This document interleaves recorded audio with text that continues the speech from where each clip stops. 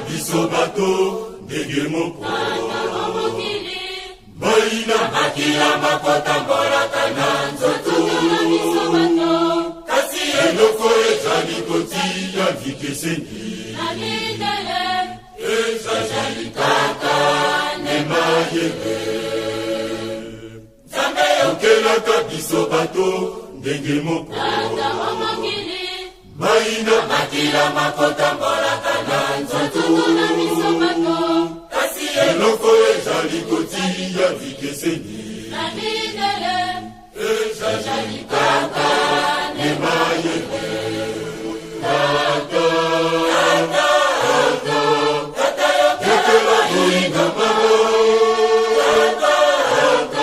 tata yasala tonyokwani kombo ya masoyo ezali ndengai boyigo bandeko banazoso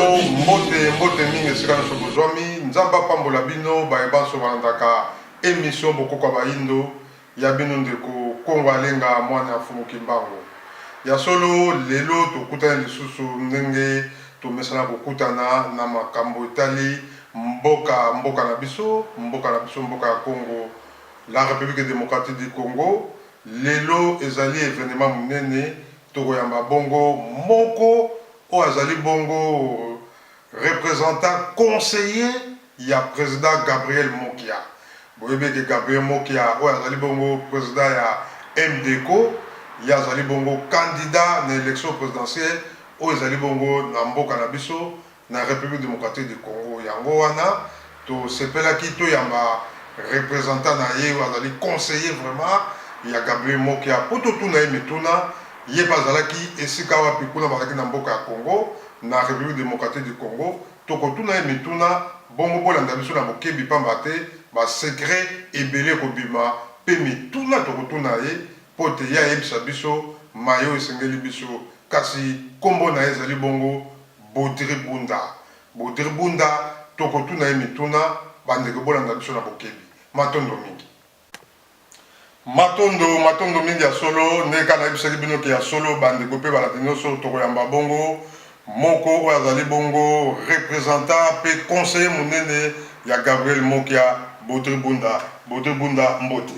mbote ndeko Kongo alenga na ndengo ya mbinga lisusu na plateau na yo ya émission ya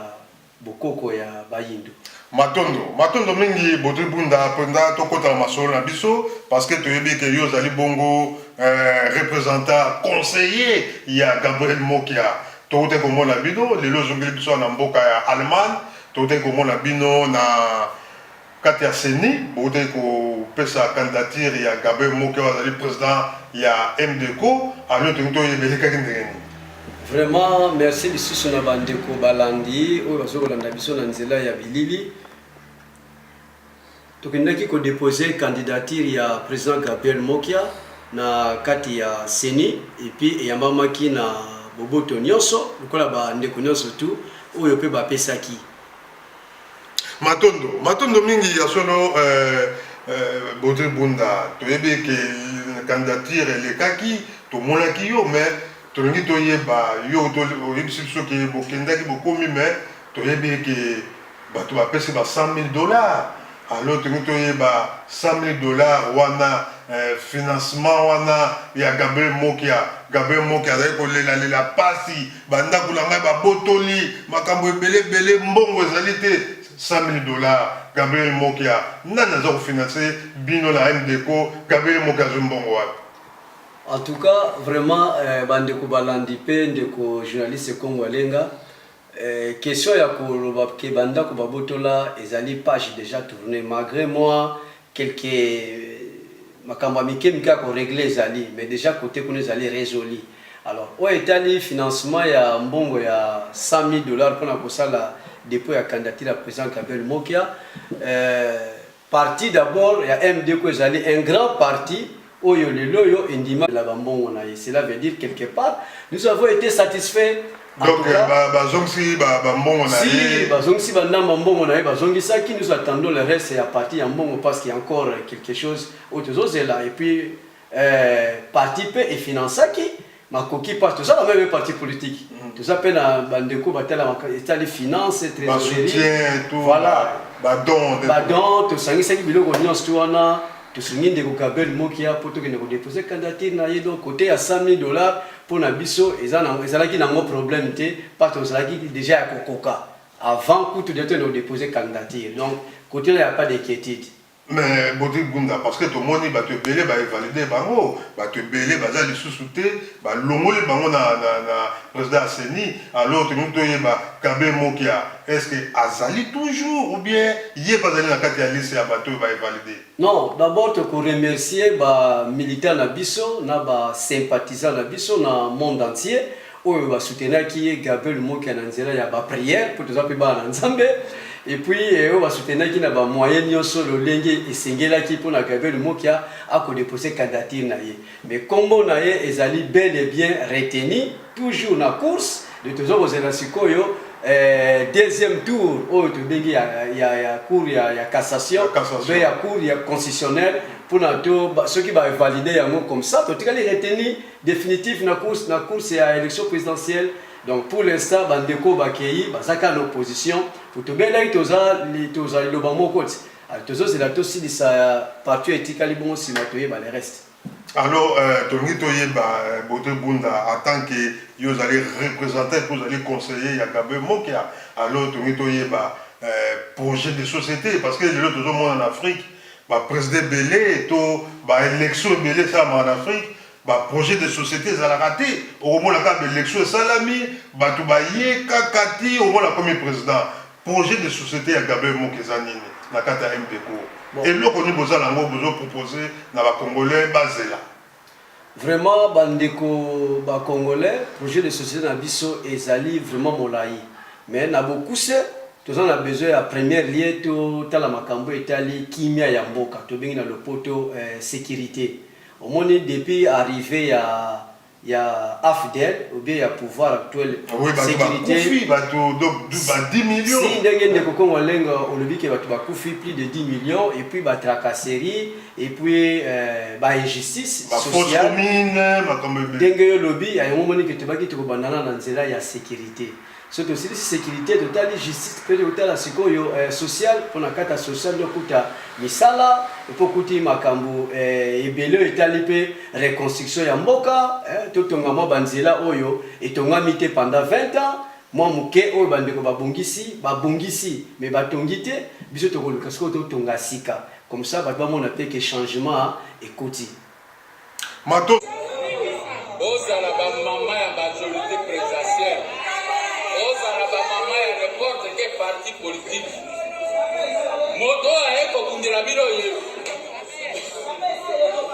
Gabriel Mokia azoya te pora ko dukaka bambongo ko yibaka bambongo ya leta ko bomba na bambongo papa non. Na ye ona ko protéger ba mama, ko protéger ba papa, ko protéger bana oyo bazo sisa na université, bazo zwa misala te. Misala ya Congo e koma ko pesa mana papa ya. Papa ya nyonso tu okelana na mboka na yo. Misala ya Congo sala mana bana ya Congo ngeto kutana ka ba technicien ba yebi pona ko lakisa biso eloko biso to éviter ça te prêter. Moi na classe à partir à l'université oya zana mbongo akofuta te gouvernement ko jouer à charge. Dans le cas où à 6 classes to pesie mon salaire ndia biso to komi ko récupérer ndambo ya salaire na ye na mbongo total ça.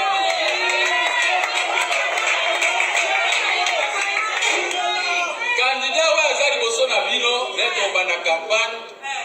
makambo ya ba crise koleka ezate toko banda na 15 milliards de dollars année moko to bandi na 15 milliards année ko banda to bakisi ti to koma na budget ya monene koleka même Angola bon batu basakani trop na ba budget ba 2 milliards ba 4 milliards est-ce que boka monene bokoza na ba budget na nayebi économie très bien, nayebi production, na koya na système que mboka etonda, oyo toni sita, pemba central etonda pemba, na ba parti ya banque wana po, biso na ba mbongo po, mwana komona surtout azwa kolera.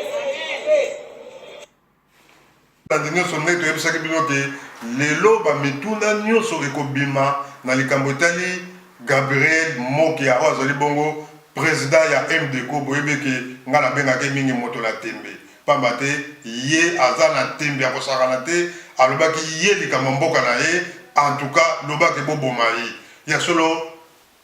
Botir Bunda motuna mosusu ezali lelo toyebi ke ba $100,000 ndenge olobi ke boti kopesa mpona likambo etali baélection mais toyebi ke projet de société omonisi biso est-ce que Gabriel Mokia makambo aza koloba mpenza est-ce que akosalela yango soki lelo akomi président to rassurer bino tozoloba yango te comme lokola slogan non mais vraiment toza prêt ya ko répondre na makambo oyo biso tobimisa minoko na biso oyo tolaki donc ezali promesse topesi na peuple pe to réaliser yango alors tongati oloba boye moni président Gabriel Mokia azali d'abord candidat ya ba maman violée ya ba papa humilié et puis ya ba jeune désespéré. La jeunesse c'est l'espoir du demain, mais pas la biso jeunesse ça a l'espoir mon côté de Congo Lenga parce que ce qui au tamboli na Congo mobimba ko bandana ba Congo lekina bandundu bolibisi bokena ba Katanga ozongi na Kasai okena Kivu obi okena Équateur bokena Kisangani obi okena quelque part okuta ba papa baza obel boko na litama pour ni ba papa na basali 20 ans basala kate kuni ba maman baza kolela babeti biso ba violer biso babomi biso mais mutako kotela biso azate mais lelo yo na nzela ya Gabriel Mokia nzamba kosunga ba congolais bakozwa même moto azali oyo bengi moto na tembe po aya akati alikambo oyo pe asukisa makambo oyo baninga bakokaki te po tomeka ko sikola mboka na biso to zongi sama ndenge ezalaki na époque ya bokoko na biso be na époque ya maréchal Mobutu. Bodir Bunda, Bodir Msata qui est conseiller à Gabriel Mokia. Tu as dit que lelo, yoza moko yo représentant na ye, ozo kotambola partout pour na komoni sa parti na bino ya MDECO. Mais lelo tu as dit que Jean-Pierre Bagombo, wazaki asali 10 ans na boloko, abimi aye asala apesi candidature na ye, Jean-Pierre Bazali congolais, mais Jean-Pierre Bazali bongo moto Équateur. Tu as dit que vraiment lelo Gabriel Mokia, est-ce que relation nini Gabriel Mokia zanango na Jean-Pierre Bemba to na opposant? Tu veux que le Bamboye, Jean-Pierre Bemba Gombo, le président de MLC, mouvement pour la libération du Congo, où tous en Bango, tu soutenais qu'il y ait une candidature en 2006. Je crois face à Ndeko Kabila, mais ce qui s'était passé est passé. Tine Bayako Kangaye, Ayako Tassali 10 ans. Mais malheur année, Baouti ko rejeté candidature na Seni. Mais bisonyo surtout compatir na douleur wana oyo bandeko ya MLC ba moni passe na mitema pour na candidat ya bango ozaki pe candidat président de la République oyo alinga ko kamba pe ba biso ba oyo. Mais lokola ba tchena mopanzi tout ça vraiment na passe wana mitema mais oyo totikali tokoluka to sunga to ba moko to yeba to kosala nini mikolo ko ya pona mboka etelema etambola. Alors parti à MLC c'est comme ça va soutenir nani na l'élection est-ce qu'en tant que politicien la candidature au dans bon beaucoup les gens malamu au moment où le moyeto le baibele ezate parce que nanu ba to silisi cour la cassation te cassation zo ya ce qui te leki n'était pour wana mettre oye parce que ko bongisa ozonga na lekaniso ya liboso oyo ndeko Gabriel Mokazaki nango tobengaki ya l'union de l'opposition congolaise oyo nga nazwaki ndingisa epai ya mokonzi na nga Gabriel Mokia ya kotambola na baparti ebele ya Congo mpona toloba liloba moko totambola ndenge moko po tosala mpe likambo moko mpona pepe na biso mais pour le moment vraiment tozotala soki tolekisi makambo ya cassation nde tokosola bandeko biso batikali Congo, surtout dans Boka majorité présidentielle, le Joseph Kabila a aussi coaché à Dauphin Chadari, voilà. Alors, Moutouné a dit campagne et pour ça là-bas. Alors, tu veux que campagne et pour un moyen belé, il faut un moyen de transport, avion, hélicoptère, pour la Congo, Congo est à mon il faut autant tous les quatre coins à Congo. Alors, financement, et là, quand on est Gabriel Mokia, pour la campagne à Ossane. Tout le monde est bien. Au moins, ceux qui le parti a un grand parti. Donc, ce qui te fait ça qui candidature, cela veut dire que vous allez capable aussi à répondre à des critères nuances et sengi pour l'élection. Cela veut dire que tu as une campagne. Pour le moment, vous allez la pré-campagne. Tu as la Congo Mobimba, Mokili Mobimba, pour la pré-campagne. Après, tu as la pré-campagne, Ndenge Longobani, le coup là, ils ont la Mikili Nyonso, pour tout le monde en Abisika Nyonso, Bamona Moto, Oyo Yatembe, Yo Bengi, Papa Gabriel Mokia, Oyo, à cause de la lobby, Azamoko na kati ya course, Oyo Alinga comme lobby Moko,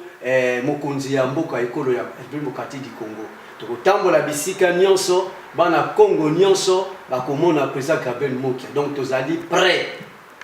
pour la campagne wana. Mutuna yali oyo bande pele na diaspora baza komituna ndeko bote bonda yoza bon représentant conseiller. Tozomona na opposition kuna na mboka ya Congo bango nyonso baza kosangana. Lobe to leka awa tomonaki Martin Fayulu annonçaki pour na likambo tali ba évaluation oyo basali pona bandeko mosusu oyo cité ba Jean Pebemba ebele baza kate ba Badibanga ba Muzito bato ebele mais opposition tant baza kosangana bandeko ebele baza komituna Gabriel Mokia azozala te. Est-ce que Gabriel Mokia aza mopanzi opposition to azali côté ya majorité to azali neutre mais kana komonisa biso sika wana toyebi que Gabriel Mokia azali opposition en tant que mopanzi. Mais yo en tant que moko oyo ozali kati ya Gabriel Mokia pona nini Gabriel Mokia aza komonana te esika oyo bato opposition baza kosala. Merci Emile Ndeboko Walenga pour le document oyo nalingaki na préciser une chose. Omoni bakendaka na fête fait sur invitation.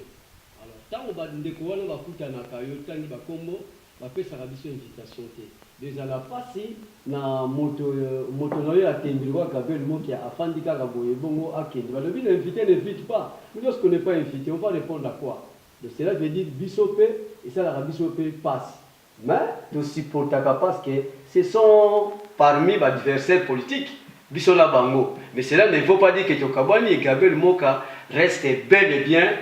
na kati ya opposition. Aza opposant, donc biso on a un problème te, ceux qui va bengi biso tokokende. Mais pourquoi bazo benga biso pour l'année Gabriel Mokia aza kosangana na bandeko na été ya opposition masala force parce que balobi que faut pas même ça candidat unique. Alors ceux qui Gabriel Mokia aza kosangana te donc il y a dans mon panzi na esko eza ndenge non ndeko kongo alenga omoni ko sangana toboyi yango te ezali d'abord les traditions oyo biso tobaneli na 2017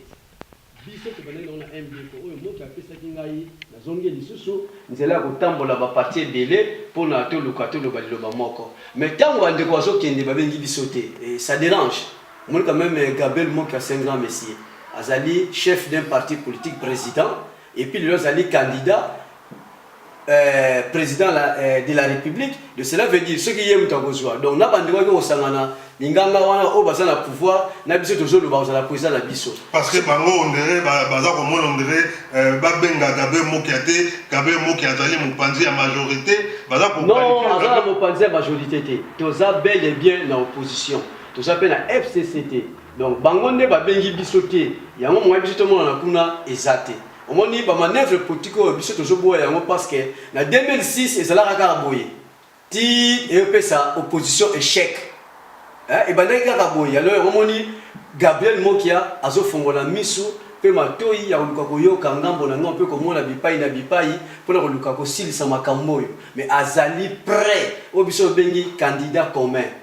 Pas de candidature unique, c'est comme vraiment imposition dans le langue français, mais candidat commun, cela veut dire toko fanda, ce que ça l'a ndeko candidat, ça l'a ndeko Mokia, toko ndima, ce que ça l'a ndeko songolo pakala, peut toko ndima toko boya te l'essentiel que moto wa chana akokisa ba critère oyo Congo elingi ou bien oyo peuple pas au senga.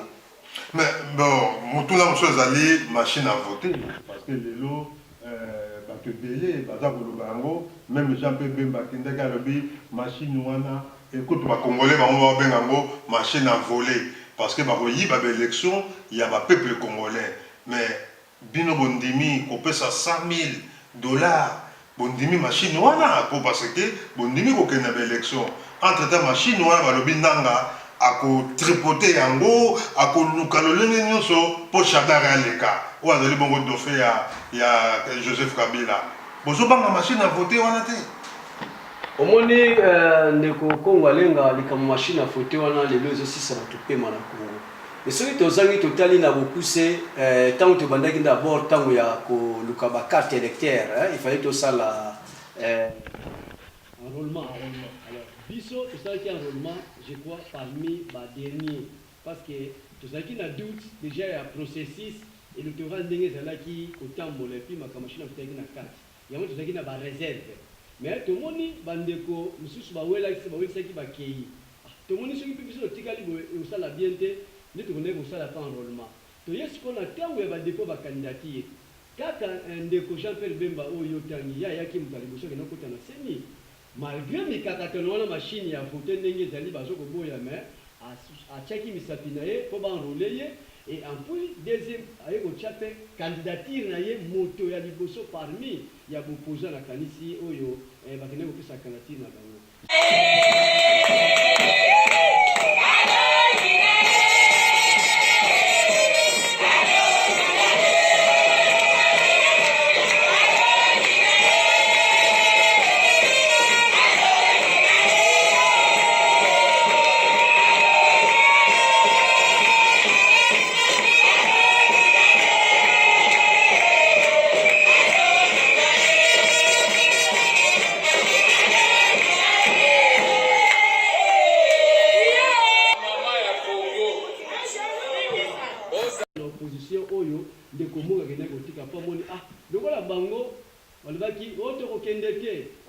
bakei autre la machine à voter te bakei bon biso tout bon ndeko lobi que Félix pas kendeki bo biso kendeki na simane ya ba Félix au monde donc tozelaki soki babaki to boya biso soki to boya mais bango bakei papa to so otika la te poto zela bango biso to kendaki totala sikoyo nini olekana bon accepter machine à voter quoi accepter moi ça non parce qu'il y a encore des contraintes où il faut discuter biso na pouvoir na bato ya seni poto yeba machine à voter bazo boya mo rebadé par notre peuple machine à tricher bien à voler déjà ezelo comment ils a bien été alors ce qui moyen kozala tokotala mais pour le moment moyen to discuter mingi ezate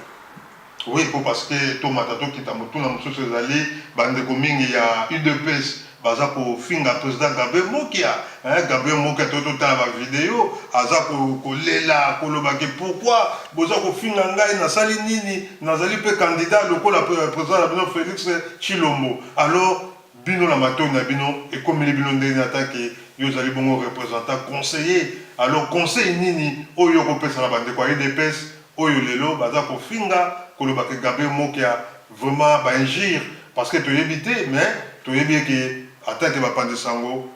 conseil ni ne peut ça pande quoi UDPS ndeko Kongo alenga ça fait mal pour na kolobaki Gabriel Mokazo kolila oui peut-être façon de parler que c'est lamenter et ça kolelater mais ça fait mal c'est un père de famille azali président d'un parti politique ndenge pende ko Félix azali président ya lelo ya UDPS hein donc et si comme mon côté comme on a cours histoire ya Congo depuis Gabriel Mokaza leader na ya mouvement démocratique Congo to bengi MDCO que cadre moko be militant moko akenda afinga président ya IDPS même ta Kondo papa na biso Etienne Tshisekedi wangu matika mo pe manakimia mutu moko te afinga papa wana be afinga ndeko Félix le président Mokambi ya nan d'ailleurs écoute na cause yebsa bandeko wana eza passé ce qui Gabriel Mokazo mbata na limité je précise bien mbata c'est à cause ya papa Etienne Tshisekedi mukolo muso awuti kuna bazui ba vite ba voiture na ye babambi yango mabanga na ba incivique pas que ndeki na limité kotala papa Etienne de biso nde tokuto tomona rapasi na mitema oyo eza to salite bezo ko mériter mais bandeko wana soko tali bango c'est pas qui tenenge ayi ko tala papa konde tsekedi non voilà qui makambu ya kala mais tu ko rappeler bango be fait parce que ça be fait oyo le kala donc ça m'a bandi kala linga été non ko linga été c'est trop dire mais tu éviter bandeko la mi pepeni ne zwaka bango pour que le finga leader d'un parti politique donc ezali soni pour les Congolais. Et puis, même na poité. Je précise bien, bazana et l'autre côté. Donc, qu'on pouvait faire le contraire. En tout et pour tout, sauf rien. Il faut que vous body bunda. Non, il faut pas majorité zate bazali bazali na respect na bango de oui,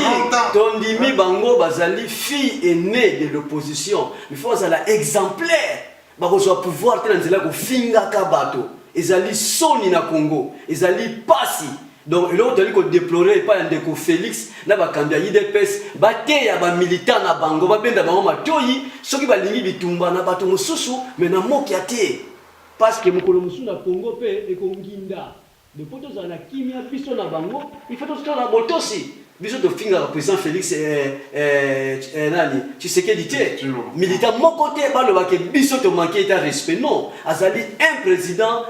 il y a parti politique peut aller fille aînée de l'opposition. Tu donnes un respect belé. Mais pourquoi vous avez dit pas vous ne pas de regarder le mot qui a été. Ça fait mal. Donc on a eu ce message on a dit quoi IDPS beauté ya bande ko na bino ba militaire na bino c'est pas ça na bino que batika Gabriel Mokia libre.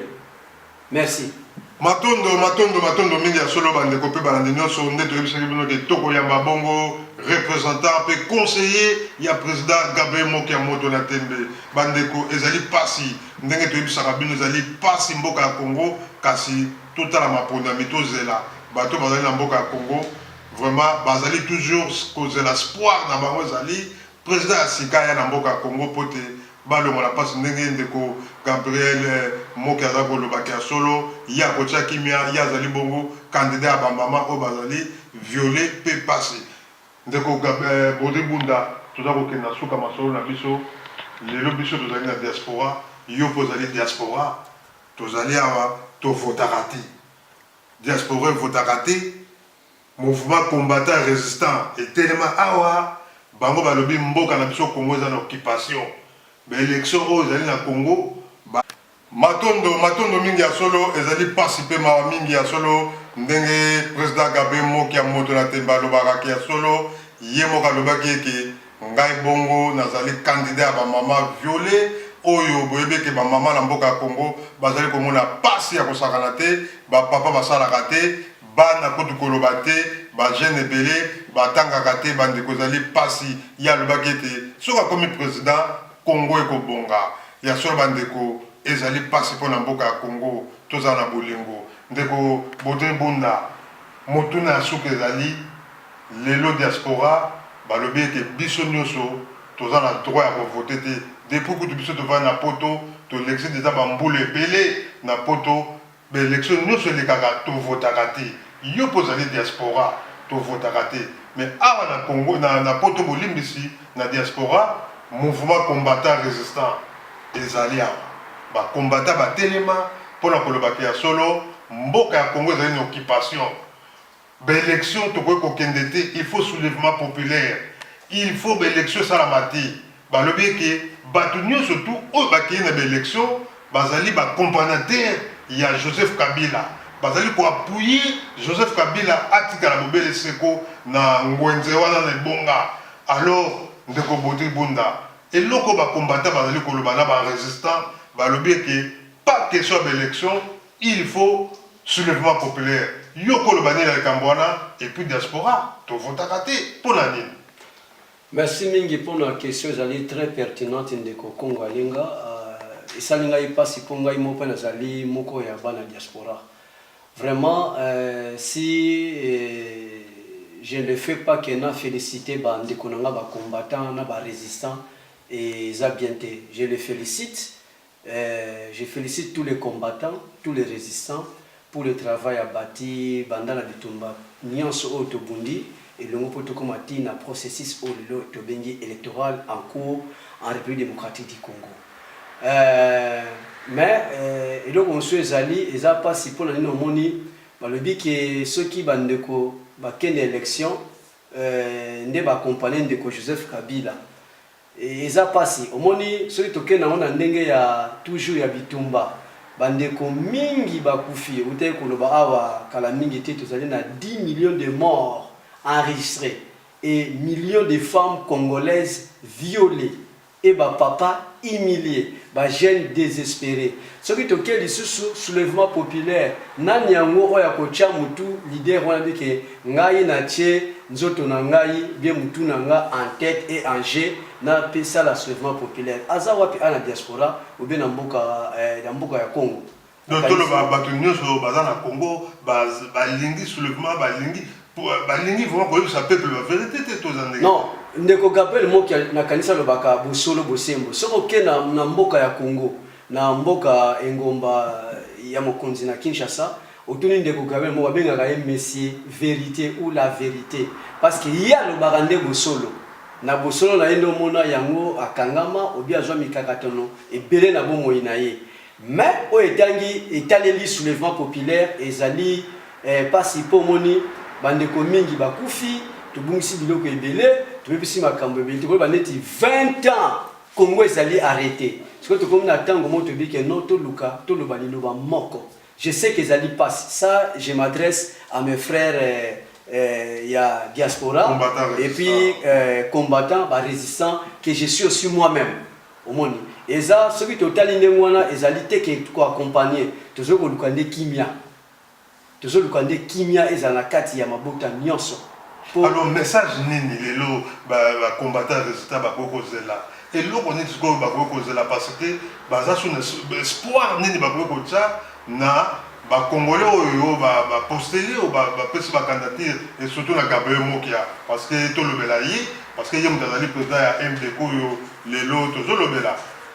et lo ko nini ba combattant résistant ba koki kozela pa Gabriel Mokia. Vraiment,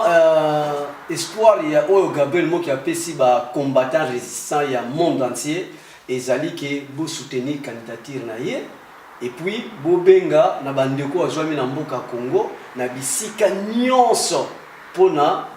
ba voter ce qui te pesi ye crédit wana nde ya koluka moyen solution ezala mbala ya sima ce qui m'a ponami et kozala parce que kozala nde bandeko ya diaspora bako voter pe bako voter bango mais la ministre parce que bazali bloqué au moins après kimie kozonga kaka ce qui to lekisi étape oyo nde to banda ko ça la reconstruction à Congo mais vraiment bandeko bolimbisi ba oyo bazana bokasi ya soutenir Gabriel Mokia la porte reste ouverte 24 heures sur 24 heures pour na to luka moyen to sikola mboka wana vraiment bolimbisi to ke ne sotangisa makila bana mboka te parce que tangi mingi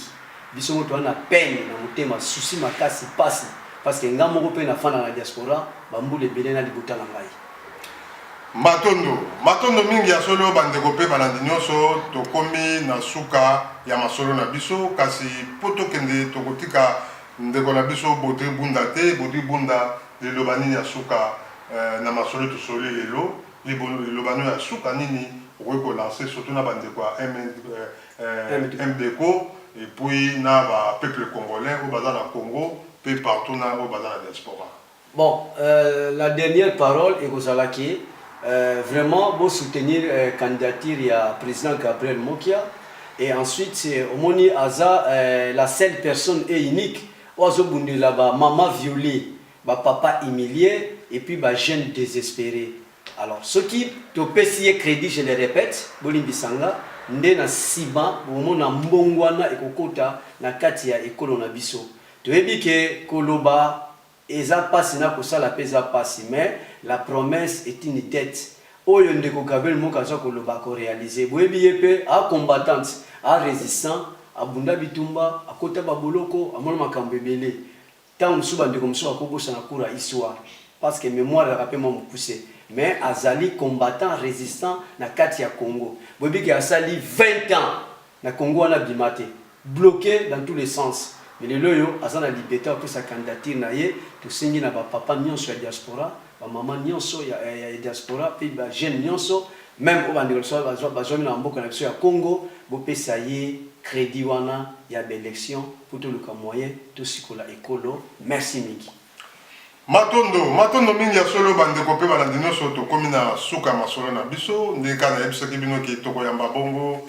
représentant conseiller ya Gabriel Mokia moto na tembe na bandi bolandi na mituna oyo bolukaki ke bo komelanga ndenge na nosaki tokoyamba ye na asi totuni mituna wana ndeko ya biso bote bunda amonisi biso ndenge ya monene ya président Gabriel Mokia bandeko tolingana mboka ya Congo totangisi makila mingi ndenge ndeko bote bunda lobi plus de 10 millions tokufi ba mama violé ba mama bazali délaissé côté kala banzela ndenge pena Gabriel Mokia za ko bimisa ba secret ko loba pena makambo ba mama bango bato bakoma kolisa ba papa ya solo nzoka kala biso tokola ki bongo te papa mutazali kokende koluka mama azali kokende kosomba biloko na zando alesa biso bana kasi lelo mama akomi kolesa ba papa bandeko mboka ya ndenge nini nzala bajene batangaka te classe ekufa